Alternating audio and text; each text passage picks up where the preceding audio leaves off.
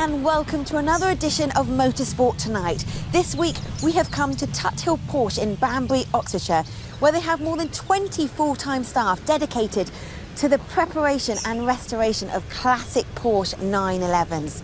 The team's success in historic rallying and their passion for competition has led the Tuthill engineers to develop a modern Porsche 911 to compete in the World Rally Championship under the latest RGT regulations. Tuthill Porsche debuted its 911 RGT at Rally Deutschland with drivers Richard Tuthill and Stefan Prevost, and it was the first time that a Porsche had completed a World Rally Championship in 28 years.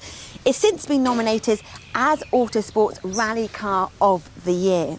And hopefully the next outing for this beauty will be at the team's home event at Wales Rally GB, and being here gives us a chance to look forward to that big season finale the weekend after next. And of course, on the show there'll be loads of top action from other championships nearing or reaching their season ends. But now I'm looking forward to finding out about the 911 RGT with owner and driver Richard Tuthill. So Richard, let's talk about this car and why it is so special. Well, I think if you just take one look at it, you'll realise it's a pretty special thing, and it's not something you would normally see on a WRC stage. No. So it's great to see a Porsche back in WRC. It makes a great noise, it's got a wonderful spoiler, and it's something different, it's something exciting. And Richard, because you sit in the driver's seat, that gives you a different relationship. You really get the soul and the spirit of these cars, don't you? I think, yeah, it goes without saying, if you're privileged enough to have a go in one of these things, then you're a lucky boy. And what we're trying to do with this car is bring back the passion and the good thing about motorsport, which we often forget, and it's about the thrill of driving, and there's no greater car to do that with than this. Why Porsche in particular then, Richard? Well, you're sitting in a building surrounded by historic Porsches, and so this is a natural progression for us. We're still very, very much involved in the historic scene and will continue in that vein. But this was a perfect excuse to get involved into WRC and into a new era, so no-brainer really. Yeah, and we hope it's going to be out in Wales the weekend after next. If it does, Richard, how do you think it will get on? Well, we have to be realistic. It's the next step in our planned test schedule. It's a rear-wheel drive car, it's not four-wheel drive. And let's again come back to the fact that we just want to go out and have some fun. We're in an amazing car. We're going to make some fans very, very happy to see this out on the gravel stage. And so there's no expectation other than to have a great time and see how the car works. Oh, well, we hope to see you there. Thank you for chatting to us. OK, time for a quick break. When we come back, it is all about the season finale roundups in the ELMS, Euro Formula and in the Blancpain Sprint. Plus, we speak to the only American driver in Formula 1. See you shortly.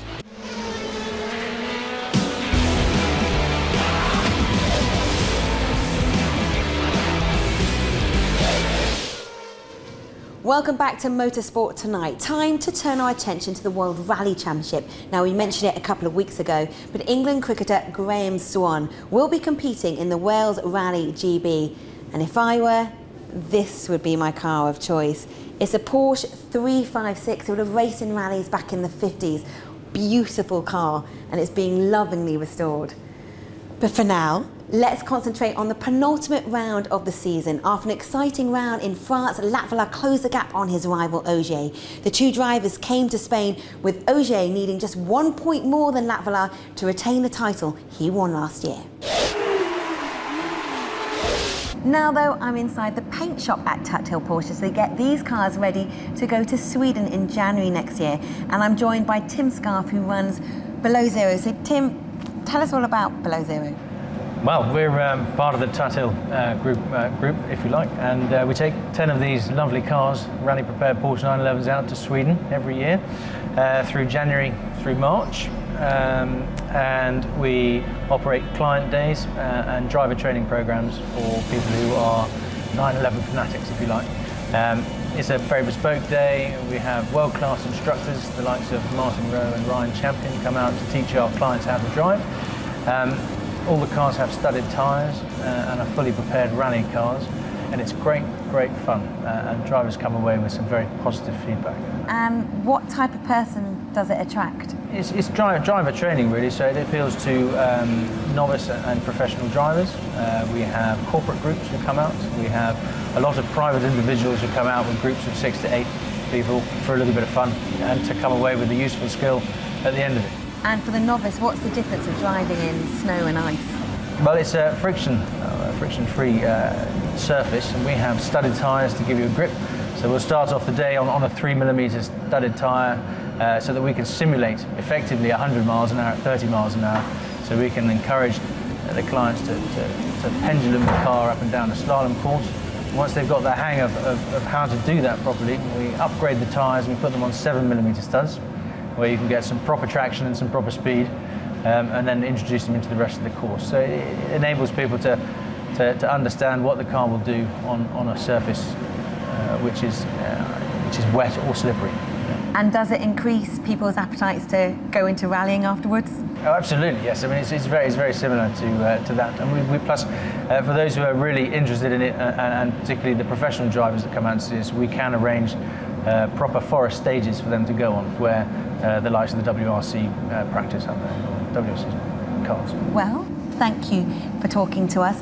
Time for another quick break. When we come back with more from Tuthill Porsche, plus we're off to the States for our regular dose of NASCAR with the opening 2 races of the Eliminator round in the chase for the Sprint Cup. And don't forget to tweet us your favourite race from the many championships we've shown on BT Sport. Use the hashtag BTS Motorsport.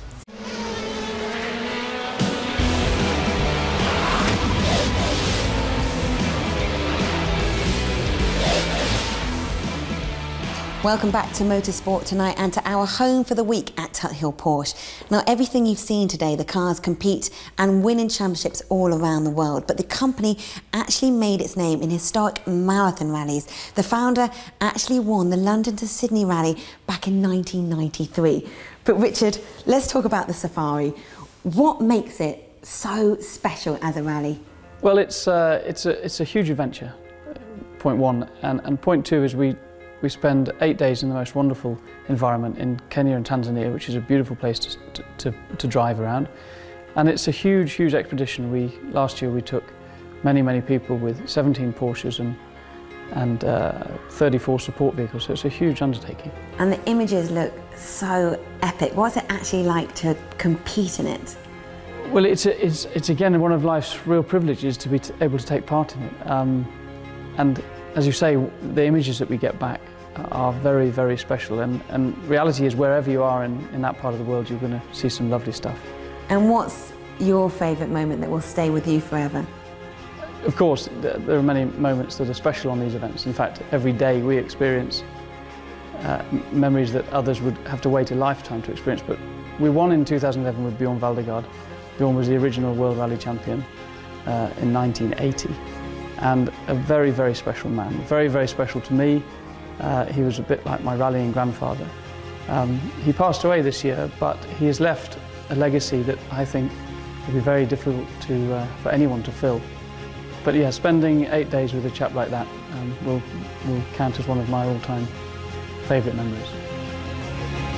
When you experience these events, it's like stepping off the edge of the earth, and you go into an environment which is not like any other.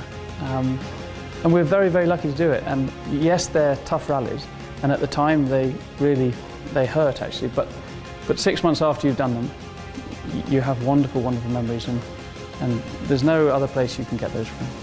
When you say hurt, we can see sort of remnants of the car around us here. I mean, that's the roof of one of the accidents. The crashes must be huge.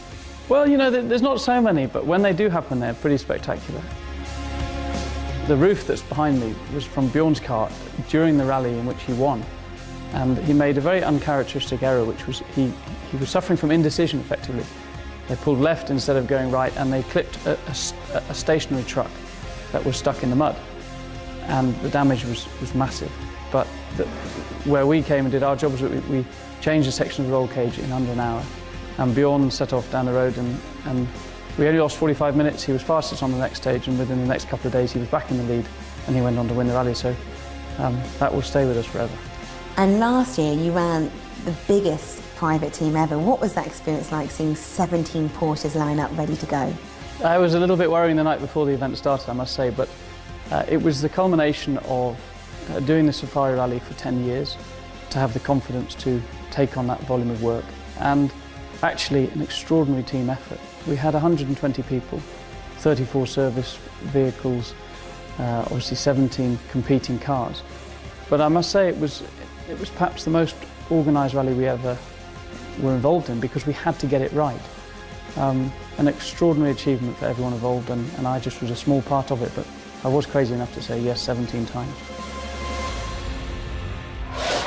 And you'll be able to see the conclusion of the NASCAR season in 2 weeks' time. I'm in the main service workshop in Tuthill Porsche. I'm literally surrounded by more than £500,000 of Porsche. A big thank you to them for hosting us. I'll be back this weekend with the MotoGP from Valencia, and don't forget our blockbuster specials. The weekend after that we'll have the World Rally Championship, the V8 Supercars and the Macau Grand Prix all live, plus 2 marathon studio shows reviewing the whole BT Motorsport season. The first show is on Saturday 15th of November at 4:30 p.m. and then there's another one on Sunday afternoon 16th of November at 4:15. We'll have a studio packed full of great guests, and remember, if you have a favourite race that's been featured on BT Sport this year, then tweet us using the hashtag BTS Motorsport. Now, do you think anyone will notice if I sneak off in that Porsche 356?